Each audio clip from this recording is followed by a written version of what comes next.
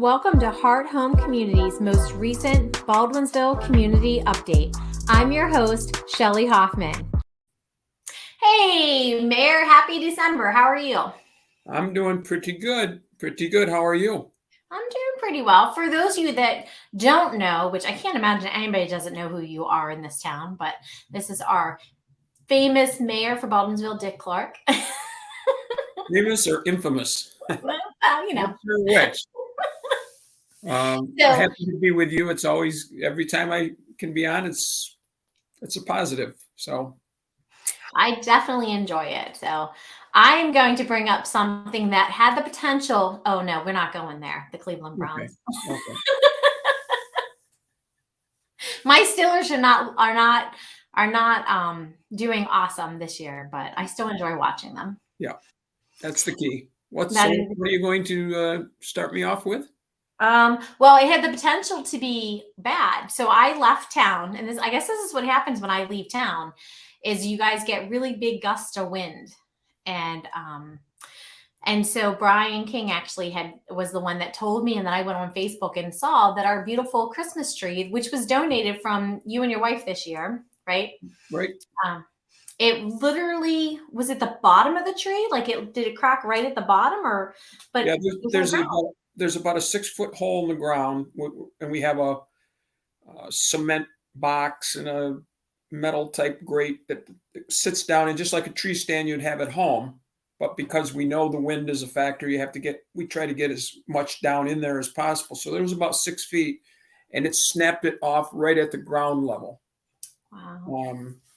And people said the tree was really swaying back and forth, earlier in the evening. And it was interesting because I checked with Chuck. Chuck sent me, Chuck McAuliffe, our DPW superintendent, sent me a picture of the tree being down.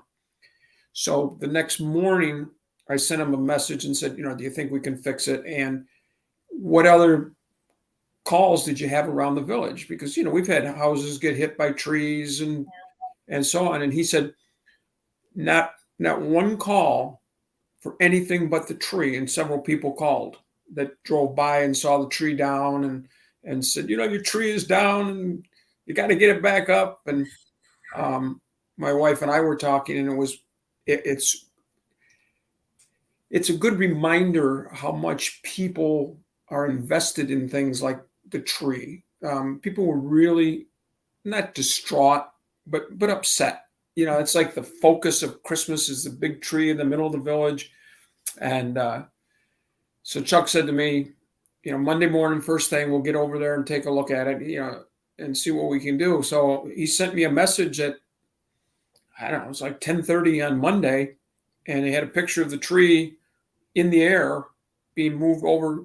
So, and they had taken some branches off the bottom to clear another 5 or 6 feet to put in the hole. And he said by lunchtime it was lit up again. And I thought that was pretty amazing. And I sent a note up to the DPW thanking the guys and saying, not that we don't expect them to be able to do that.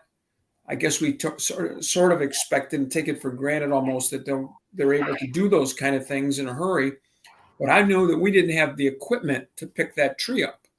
They were thinking maybe with the bulldozer they could get under it and work it, over towards the hole and get it up enough that it could get in sort of in the hole and then push the tree up, but it wasn't working. And Chuck happened to look over at the Timeless Tattoo building, and they have a big boom type thing over there taking materials up to the 3rd floor because the renovations they're doing. So Chuck wandered over and said to the guy, geez, we got a problem. Our Christmas tree is down. The guy said, oh, I saw the story about that. I don't know if you saw it on Syracuse.com, or I think one of the TV stations had something. And he said, you don't think you could give us a hand, do you? And he goes, yeah, give me about 5 minutes. I'll be right over. So he drove this big buggy over there. They hooked it up, lifted the tree up and put it in. And I want to mention the guy's name. Let me take a quick look. Because Chuck did send me the message of what the guy's name was. And I think it's pretty nice that the guy's name is Joe Mayer. from Mayer Construction on Burnett Avenue. Nice. And he just felt it was a nice thing he could do. And I thought, isn't that what Christmas season's all about? I mean, it's nice that we have a lot of people that do that year round, but particularly at Christmas to think that the guy probably sensed the feeling that probably most of the community had. So the tree goes in, I put it on Facebook, I send it to Syracuse.com and say the tree is back up so they could put that as the topper of the old original story. And the comments from people, oh, thank God, it's wonderful, I'm glad it's back. And it's, it's like an old friend had been hurt or something. And so it really was my Christmas gift this year, the feeling that I got from the feeling that the people in the community had towards something that we do. So when people say, well, does anybody really care if there's a tree or not a tree? Yeah. Pretty clear people were invested. And so I can't thank Chuck's crew enough. I think that you've probably been around long enough, and a lot of other people who have been here a long time come to expect the DPW to do things that sometimes you aren't sure they really can do. But those people are invested in our community too. Most of them live in the village, right around the village. And so thankfully the tree is back up. Now I noticed I didn't see your tree on the roof. No, my tree did not make it through that storm either. It's laying up on the roof. Bry's gonna check to see if there's any roof damage, because obviously as the owner of the building, I got to make sure there's no damage to the roof when the tree fell. But my son's coming home from college, and I told him I was going to go up on the roof and take a look, and he said, absolutely, Mom. He's like, I'll be home tonight. He's like, I'll go. He helped Brian put it up this year. And Okay. it withstood 2 really bad windstorms, but it did not make it through that night. So we'll see. We're talking about maybe not put it back up. Yeah, there probably was one giant gust that came and took care of both trees at the same time because, we have a couple bows that hang on each side of our steps, above, and they were on the ground and they blew off. But I looked around the neighborhood and all people's Christmas ornaments and decorations were still there. I know that people across the street have some blow up stuff, yard ornaments, and one of them was in the neighbor's yard, so they took them all in, and so they wouldn't have to look for them the next morning. But most of the decorations around the neighborhood, and I will add, the village looks great. I mean, our decorations, there's some people that really, that strip coming from your house down to the Four Corners is beautiful. There's some individual streets that are just like 8 out of 10 houses are decorated. It's like a wonderland. Our village again has exceeded expectations.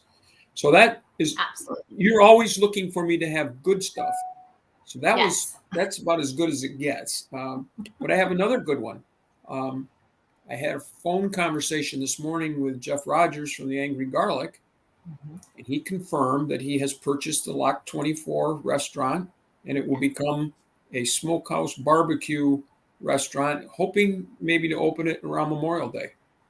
They're going to really renovate the whole thing, redo the whole inside. It's got that island bar in the middle, which I never thought was great for a restaurant, good for a bar if you were mostly a bar.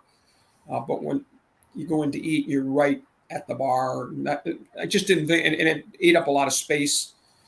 So I think he's going to completely redo it. He's talking about probably having a bar out on the deck. Because I said we are super excited, and I had talked to the company that was trying to help sell that. Obviously at the end of the day, Jeff had to go down to the courthouse and go through the rigmarole, but he did it. I mean, that just shows you the dedication he has. It's going to be a great restaurant. I mean, everything that Jeff does for the community turns out well. But I was eating at the Angry Garlic the other night, and he did confirm that. And just again, Blarney Stolen would have been nice. There's other restaurants that were in the race to get it, but to have Jeff Rogers, who is so dedicated to Baldwinsville, to me, you couldn't ask for a better place to go in there than something that Jeff and his wife are going to run. Really works out well. He sounds excited. I know somebody said, I saw on Facebook last night, somebody goes, the for sale sign's gone off the Lock 24. And then somebody said, I heard it might be a barbecue. Maybe, it'll become the angry barbecue. Yeah. And so I thought, well, maybe Jeff didn't want anybody to know it quite yet or something. So I sent him a message, and I accidentally butt dialed him. And so like 8:30 this morning, I got Jeff on the phone, and he said he wasn't holding anything back. I mean, he's excited. I said, that just adds to that whole boating connection. You get people lined up along that wall, and they can walk right down to the closest restaurant and sit on the deck and watch the boats go through the lock. And it's just going to be a nice re-addition to our village to have that back. Absolutely. Absolutely. So now I've got two very good things for you. Yes. I wanted to point out, I want to wish Claude Sykes a very happy retirement. Claude is done at the end of this month, and he'll have more time to hunt, and he'll have more time to go visit family and see his grandkids in different parts of the country. And Claude's been around quite a while. He was with the village for a long time, and has been supervisor for a while. And I wish him nothing but the best. Claude's got great stories, and I hope we see him a lot during his retirement. Not bad, but just reminding people that the COVID upswing has forced people to wear masks. I think what's happened is the restaurants and stores have decided, and businesses have decided, it's easier to have employees wear masks and people coming in wearing masks rather than ask people to see their vaccination record. I mean, it's like an extra employee you'd have to hire to take care of that. And so I just hope people can, currently it's a 4-week deal to the middle of January, and that would get us through the Christmas rush. The numbers are up at the hospitals, which is a concern. I mean, it's kind of crazy because we got rid of nurses because they didn't get vaccinated, and now we have an emergency because we don't have enough nurses. So more COVID is put. It's kind of this cycle of spinning stuff that I don't know who's right and who's wrong, and I'm glad I don't have to make those big decisions. But well, I know Allison, who owns BU Nutrition. She made a post that it's not an easy decision for the business owners. I mean, she made the decision, like you said, they're going to have the mask mandate. Everybody coming in. I know Taylor said she saw it. Most people, saw it because Allison's big on social media. But it's not, they saw it and just decided that's the easy way out. I mean, a lot of those businesses really stopped and thought about it. But how do you do that? How do you stop everybody at the door when you want to be busy? It's the holidays, and say, show me your proof of vaccination. You're going to have people that resist showing. You have people that just dealing with the public. Like overall, everybody's been great, but the public as masses, it only takes, you could have 7,500 people go through a place. One person can ruin the whole experience for everybody. It's just the way the world is. So, but I just want to throw that out, that out there. It's not an easy decision as business owners, to decide which way you're going to do it. And our business owners have done great dealing with it. So hopefully it's just another little hiccup, a little bump in the road that they'll get through, and maybe we'll get into January and things will look better, and some of that will be relaxed.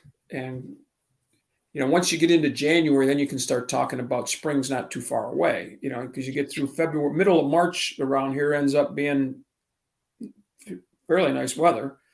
I think the outside experience that some of the restaurants have had has worked very well. I know it has for the garlic. Mm-hmm. You go by there 6 o'clock on a Friday night or Saturday night, and those tables outside are packed.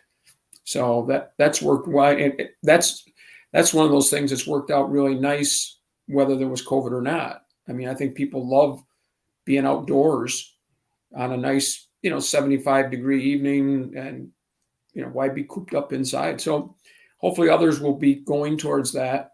I have a couple of thank yous that I want to get in, more positive type stuff.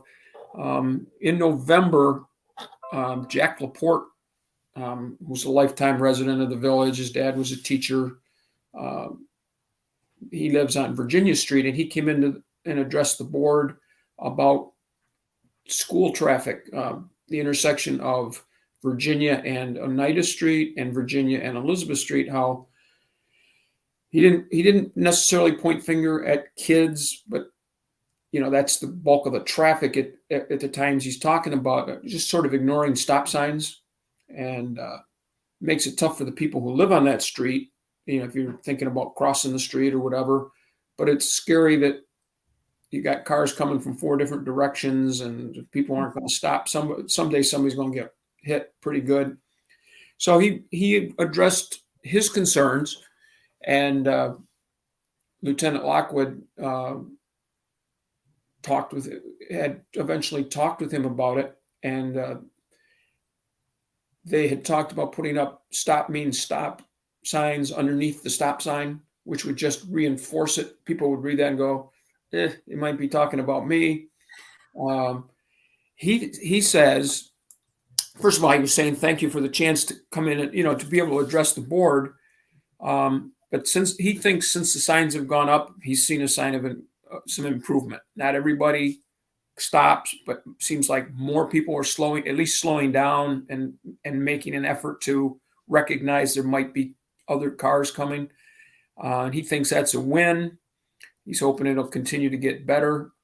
And thank you again for your continued efforts to make our village safe and one of the best communities to live in. So it's always nice when somebody has a concern like that, comes in and addresses it with us, and then you hear from them later and they're happy with the results. Because that's not always the case here or anywhere. I mean, you can't always make everybody happy.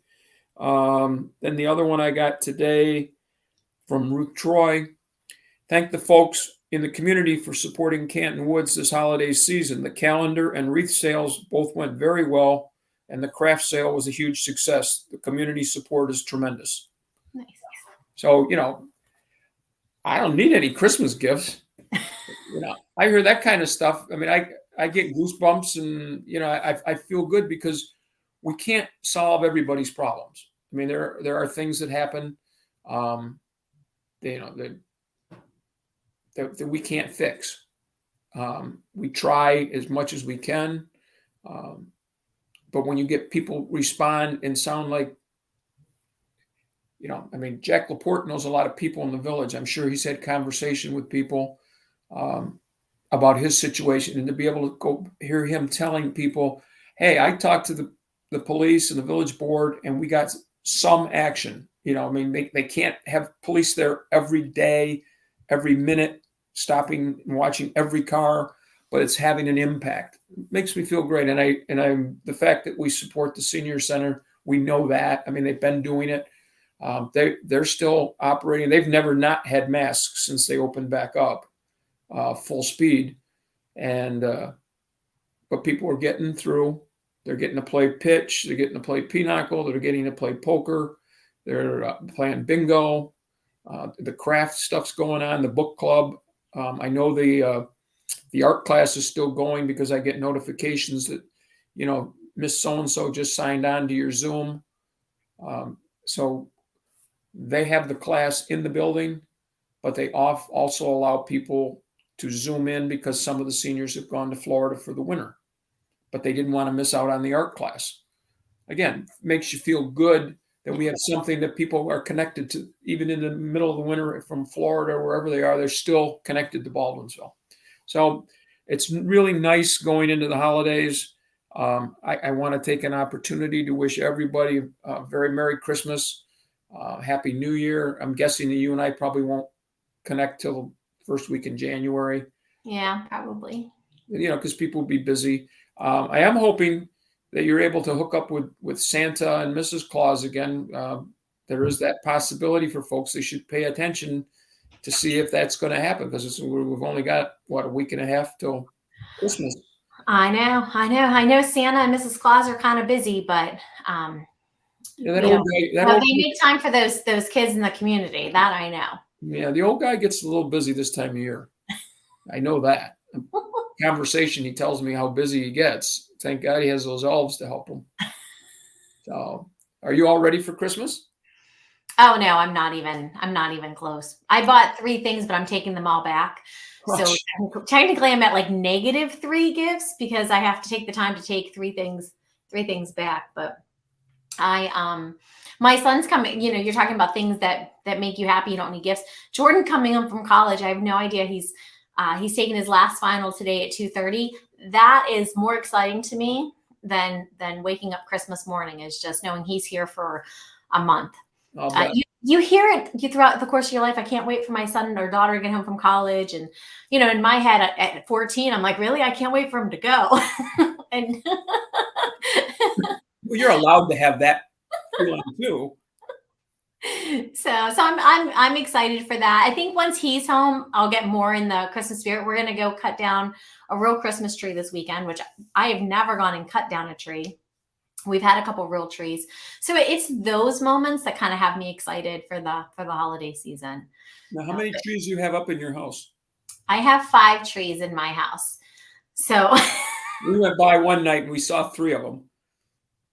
yeah, I had a friend who sent me a text and said, "Why do you have 4 trees?" And I texted back, "I have 5." He goes, "Hold on, I got to make a U-turn." That's great. Well, you know what? One thing I would have guessed ahead of time was it doesn't take you much to get in the spirit.